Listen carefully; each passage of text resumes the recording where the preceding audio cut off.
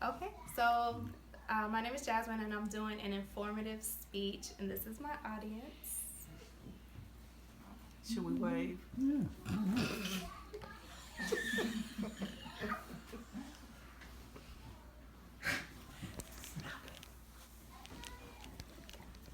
All right, she was beautiful, she could sing, she could dance, and she can act.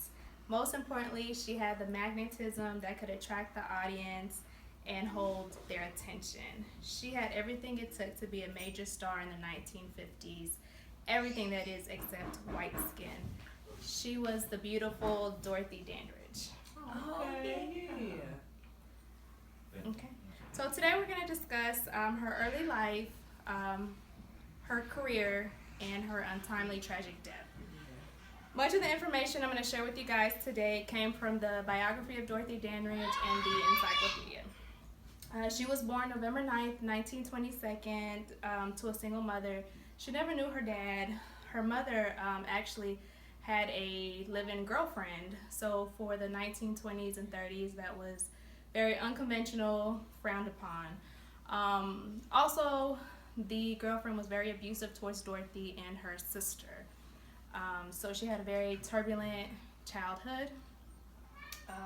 As a teenager, her and her sister and a childhood friend created the group called the Dandridge Sisters, and they toured the South, singing in different churches, small nightclubs, and eventually found their way to New York City and got to sing at the famous Cotton Club. Most famously, she's known for Carmen Jones. She was the first African American woman nominated for the Academy Award for Best Supporting Actress. She did lose to Grace Kelly. She felt it was because she was black that they didn't win. She was also the first black woman to grace the cover of Life magazine in 1954.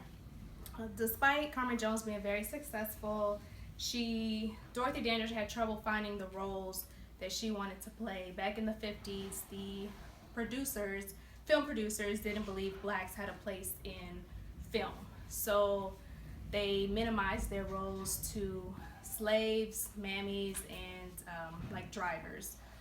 Dorothy Dandridge felt like she was better than that, and she felt like she deserved a better role. So she turned down many roles. Her most famous role she turned down was Temptum, the slave, for The King and I. Let's see.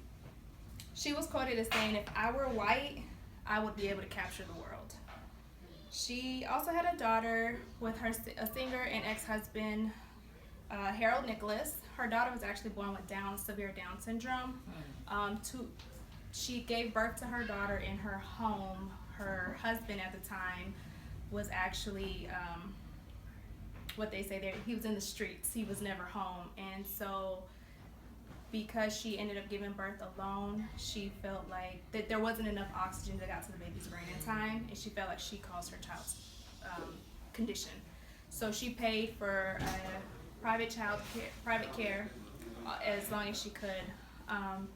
1959, she met a guy named Jack Dennison, a white guy who was in the film industry. He eventually turned out to be nothing more than a gold digger. He took her money. He abused her mentally, physically, and he also